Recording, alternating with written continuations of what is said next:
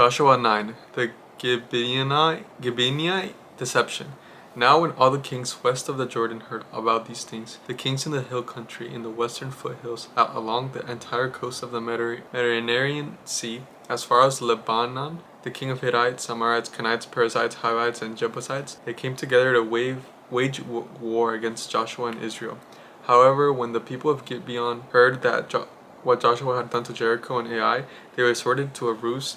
They went as a delegation whose donkeys were loaded with worn-out snacks and old wineskins cracked and mended. They put worn and patched sandals on their feet and wore old clothes. All the bread of their food supply was dry and moldy.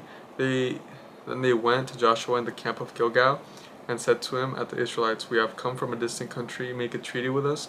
The Israelites said to Hivites, "But perhaps you live near us, so how can we make a treaty with you? We are your servants," they said to Joshua. Oh, brother. But Joshua asked, "Who are you and where do you come from?" They answered, "Your servants have come from a very distant country because of the fame of the Lord your God. For we have heard reports of him, all that he did in Egypt, and all that he did to 2 kings of Amorites east of the Jordan, Sihon king of Heshbon and Og king of Bashan, who reigned in Ashtaroth. And our elders and all of those things living in our country said to us, 'Take provisions for your journey, go and meet them and say to them, we are your servants, make a treaty with us.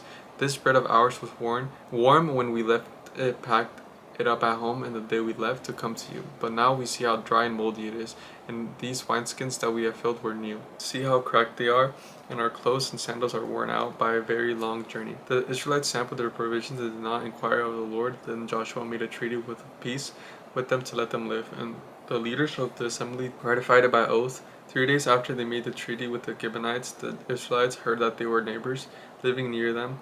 So the Israelites set out on the 3rd day, came to their cities, Gibeon, Kephrath, Beeroth, and Kirath, and Jearim. But the Israelites did not attack them because the leaders of the assembly had sworn an oath to them by the Lord, the God of Israel. The whole assembly grumbled against the leaders, but all the leaders answered, "We have given them our oath by the Lord, the God of Israel, and we cannot touch them now.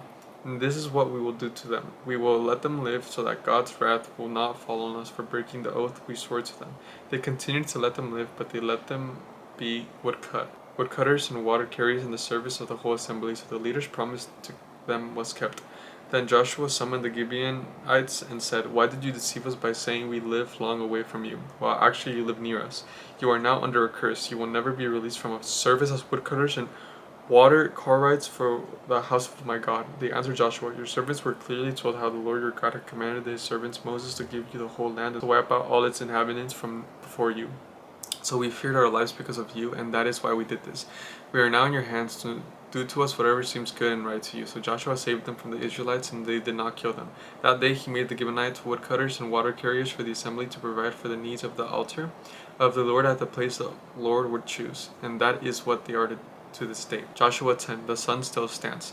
Now Adoni-Zedek, king of Jerusalem, heard that Joshua had taken Ai and totally destroyed it, doing to Ai and its kings as he had done to Jericho and its kings, and that the people of Gibeon had made a treaty of peace with Israel and had become their allies. He and his people were very much alarmed at this, because Gibeon was an important city, like the one of royal cities. It was larger than Ai, and all its men were good fighters. So Adoni-Zedek, king of Jerusalem, appealed to Hoham, king of Hebron, Piram, king of Jarmuth, Japhia, king of Lachish, and Debri, king of Eglon. "Come up and help me attack Gibeon," he said, because he had made peace with Joshua and the Israelites. Then the 5 kings of the Amorites, the king of Jerusalem, Hebron, Jamarish, Lachish, and Eglon, joined forces. They moved up on the troops and took up positions against Gibeon and attacked it. The Gibeonites that sent word to Joshua in the camp of Gilgal, "Do not abandon your servants. Come up to us quickly and save us. Help us become the Amorite kings from the hill country who have joined us forces against us." So Joshua marched up to Gilgal with his entire army, including the best fighting men. The Lord said to Joshua, "Do not be afraid of them. I have given them into your hand. Not one of them will be able to understand you." After an all-night march from Gilgal, Joshua took them by surprise. The Lord threw into confusion before Israel, so Joshua and the Israelites defeated them completely at Gibeon. Israel pursued them along the road going up to the Beth Horon and cut them down all the way to Azekah and Makkedah. As they fled before Israel on the road down from Beth Horon and Azekah, the Lord hurled large hailstones down on them, and more of them died from the hail. They were killed by the swords of the Israelites. On the day the Lord gave the Amorites over to Israel, Joshua said to the Lord, in the presence of Israel, sun stand still over Gibeon, and you, moon over the valley of Ayah Jalan. So the sun stood still, and the moon stopped, till the nations avenged itself on its enemies. As it is written in the book of Jashar, the sun stopped in the middle of the sky and delayed going down about a full day.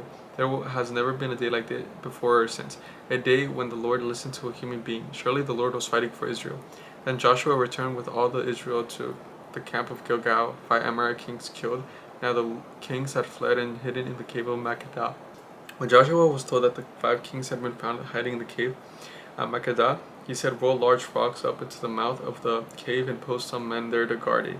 But don't stop, pursue your enemies and attack them from the rear, and don't let them reach their cities, for the Lord your God has given them into your hand. So Joshua and the Israelites defeated them completely, but a few survivors managed to reach their fortified cities.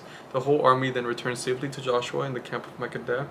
No one uttered a word against the Israelites. Joshua said, open the mouth of the cave and bring those 5 kings out to me. So they brought the 5 kings out of the cave, the kings of Jerusalem, Hebron, Jeremoth, Lachish, and Eglon. When they had brought these kings to Joshua, he summoned all the men of Israel and said to the army, commanders who had come with him, come here and put your feet on the necks of these kings. So they came forward and placed their feet on their necks. Joshua said to them, don't be afraid, do not be discouraged, and be strong and courageous. This is what the Lord will do to all the enemies you are going to fight. Then Joshua put the kings to the death and exposed their bodies on 5 poles. And they were there left hanging on the poles until evening. At the sunset Joshua gave the order and then took them down from the poles and threw them into the cave where they had been hiding. At the mouth of the cave they placed large rocks which are there to this day. Southern cities conquered. That day Joshua took Makkedah. He put the city and its king to the sword and totally destroyed everyone in it. He left no survivors, and he did to the king of Makkedah as he had done to the king of Jericho. Joshua and all the Israel with him moved on from Makkedah to Libnah and attacked it. The Lord also gave that city and its king into Israel's hand. The city and everyone in it Joshua put to the sword. He left no survivors there, and he did to its king as he had done to the king of Jericho. Then Joshua and all Israel with him moved on from Libnah to Lachish. He took up positions against it and attacked it. The Lord gave Lachish the Israel hands, and Joshua took it on its second day. The city and everyone in it he put to the sword, just as he had done in Libnah. Meanwhile, Horam, king of Gezer, had come up to help Lachish, but Joshua defeated him and his army until no survivors were left. And Joshua and all Israel with him moved on from Lachish to Eglon. They took up positions against it and attacked it. They captured it the same day and put it to the sword and totally destroyed everyone in it, just as they had done to Lachish. Then Joshua and Israel with him went up from Eglon to Hebron and attacked it. They took the city and put it to the sword together with its kings and its village and everyone in it. They left no survivors, just as Eglon. They totally destroyed it and everyone in it. Then Joshua and Israel with him turned around and attacked Debris, and they took the city, its king and its villages, and they put them to the sword. Everyone in it, they totally destroyed it. They left no survivors. They did to Debris and its kings as they had done to Libnah and its kings and to Hebron. So Joshua subdued the whole region, including the hill country, the Negev, and the western foothills and the mountain slopes. Together with all their kings, he left no survivors. He totally destroyed all who breathed, just as the Lord, the God of Israel, had commanded. Joshua subdued them from Kadesh Barnea to Gaza, and from the whole region of Goshen to Gibeon. All these kings in their hands Joshua conquered in one campaign, because the Lord, the God of Israel, fought to Israel. Then Joshua returned with all Israel to the camp of Gilgal. Sweet! I'll catch you guys tomorrow.